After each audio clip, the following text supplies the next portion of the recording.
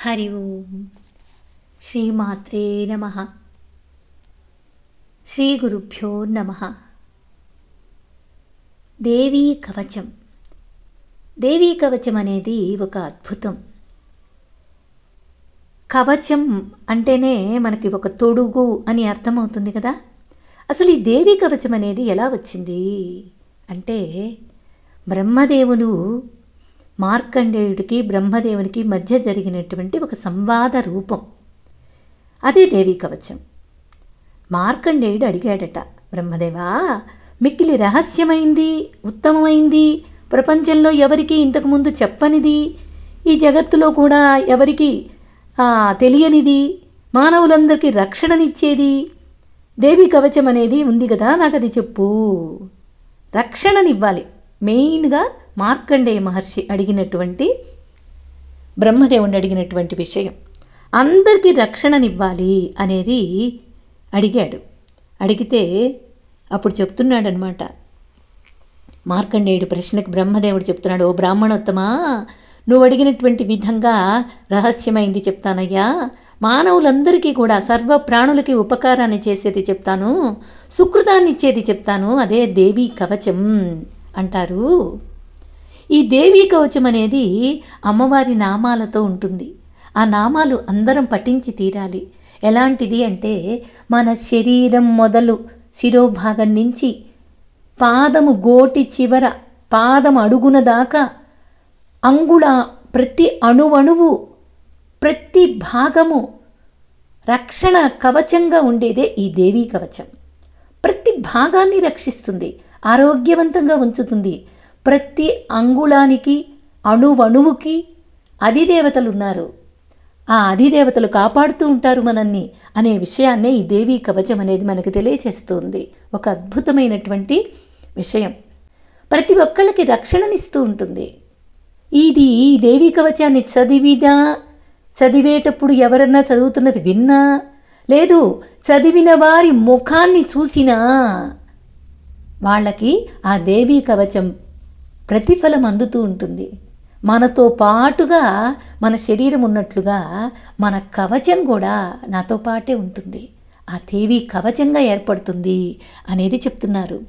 ఆ రహస్యమైంది చెప్తాను విను అని చెప్తూ అమ్మవారి నామాలు చెప్తున్నారు. శైలపుత్రి, బ్రహ్మచారిణి, చంద్రఘంట, కూష్మాండ, స్కందమాత, కాత్యాయని, కాలరాత్రి, మహాగౌరి, సిద్ధిద అని 9 మంది దుర్గలు అవతారాలుగా మనం పలుకుతూ ఉంటాం ఈ నామాల్ని.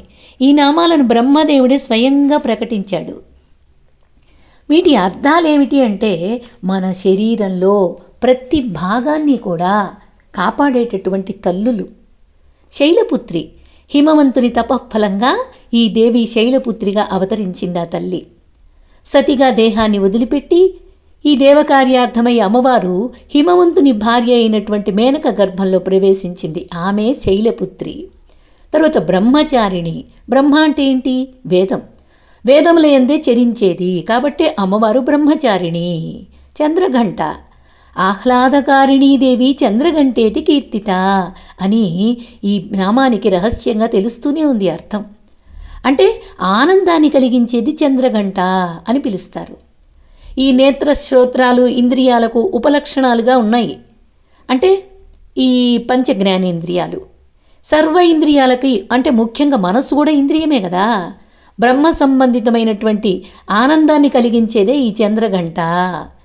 అంటే ఇంద్రియాలకు, మనస్సుని ఆహ్లాదంగా, ఆనందంగా ఉంచుతుంది. ఇది బ్రహ్మానందానికి అనుభవ దశగా అర్థం చేసుకోవాలి మనం.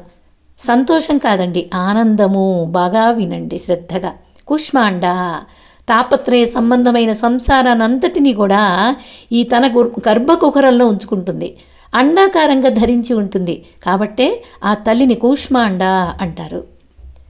స్కందమాత అంటే భగవతి యొక్క వీర్యంతో ఉత్పన్నమై సనత్కుమారుని పేరు స్కందుడు అనేటటువంటి విషయం ఈ చాంద్రోగ్యోపనిషత్తులో మనకి చెప్తారు.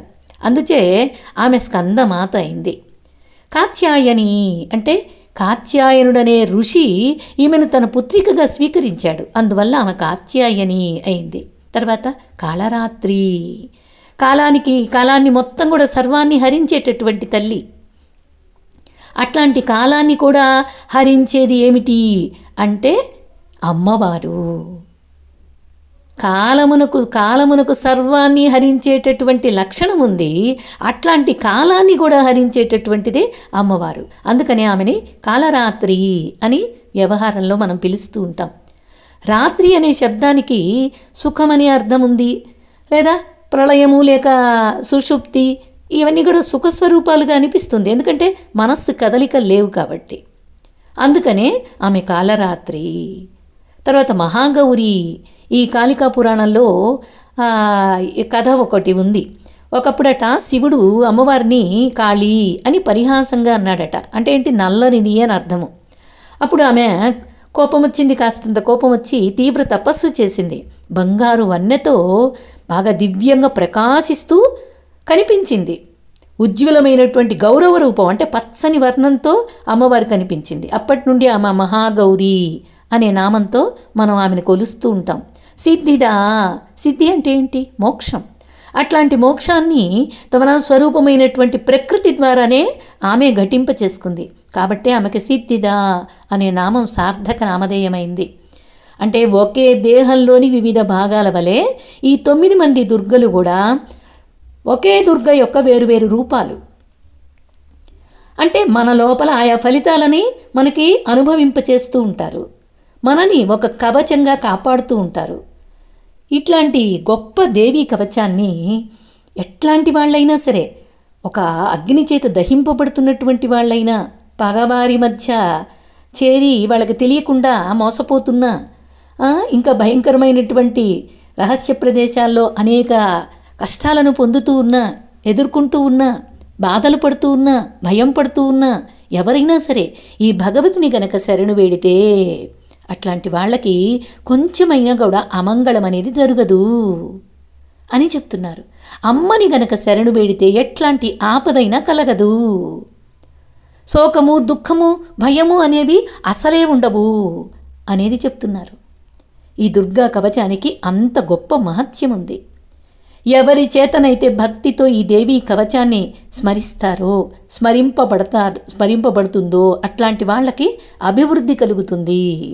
ఓ భగవతి, ఎవరైతే నిన్ను స్మరిస్తారో వాళ్లను నువ్వు కాపాడి తీరుతావు, ఇందులో సందేహమే లేదు అని ఈ దేవీ కవచానికి ఉన్న గొప్పతనాన్ని మనం ముందుగా తెలుసుకుని దేవీ కవచం పారాయణం చేసినట్లయితే ఒక అద్భుతాన్ని చవిచూస్తాం.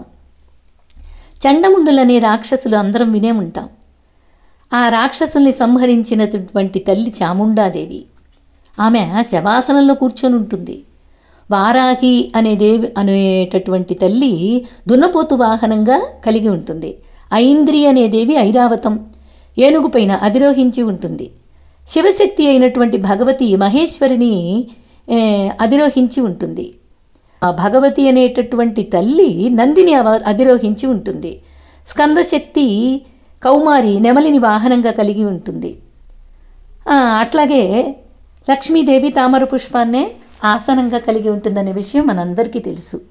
ఈ తెల్లని రూపంలో ధరించినటువంటి ప్రకాశ స్వరూపిణిమైనటువంటి ఈశ్వరీ శక్తి ఎద్దునే వాహనంగా కలిగి ఉంటుంది. ఇట్లా తల్లులందరూ కూడా మాతృకలు. మనకి గొప్ప కోపావిష్టులై రథాన్ని అధిరోహించి కనపడుతూ ఉంటారు. శంఖము, చక్రము, గద, శక్తి, నాగలి, రోకలి, డాలు, చిల్లకోల, గొడ్డలి, పాశము, ఈట, బల్లెము, విల్లు ఇట్లాంటి ఆయుధాల్ని రాక్షస సంహారం కోసం, దేవతల హితం కోసం, భక్తులకి అభయం కోసం వాళ్ళు ధరించి ఉంటారు అనే విషయాన్ని మనం అర్థం చేసుకోవాలి.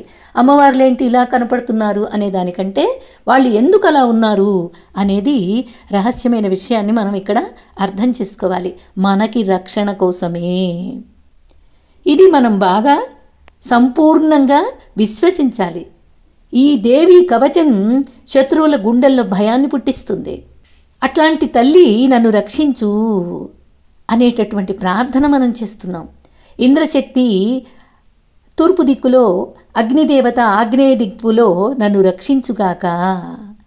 వారాహి అనే శక్తి దక్షిణ దిశలో, ఖడ్గధారిణీ శక్తి నైరుతి దిక్కులో, వరుణ శక్తి పడమర దిక్కులో, సింహవాహిని శక్తి వాయువ్య భాగంలో నన్ను రక్షించుగాక. అన్ని దిక్కుల సర్వత్రా అంతా మన శరీరం చుట్టూ, మన శరీరం లోపల ప్రతి ఒక్క విషయంలో మనకు ఆ తల్లి ప్రతి క్షణము కాపాడుతూ ఉంటుంది, కవచంలాగా ఏర్పడి ఉంది. ఇదంతా కూడా ఈ దేవీ కవచంలో ప్రతి శ్లోకంలో బాగా వర్ణన చేసి చెప్పారు. అంటే నుదుటి భాగం నుంచి, అంటే శిరో భాగం దగ్గర నుంచి ప్రతి అవయవంలో ఇలాగ మనల్ని రక్షిస్తూ కాపాడుతూ కవచంగా ఏర్పడి ఉంది అనేటటువంటి విషయాన్ని దేవీ కవచం మనకి ఈ సమస్తమైనటువంటి సిద్ధి పొందేటగా మనల్ని ఆశీర్వదిస్తుంది తల్లి.